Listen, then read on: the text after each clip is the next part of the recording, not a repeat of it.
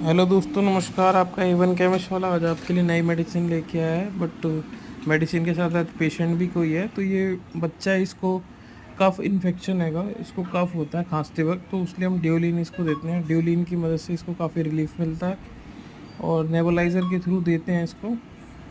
ये डॉक्टर के थ्रू दिया जाता है। ड्यूलिन तो काफ़ी सांस लेने में जिसको प्रॉब्लम होती है, रेस्पिरेटरी इन्फेक्शन, रेस्पिरेटरी कॉज होता है, उसमें काफ़ी रिलीफ मिलता है।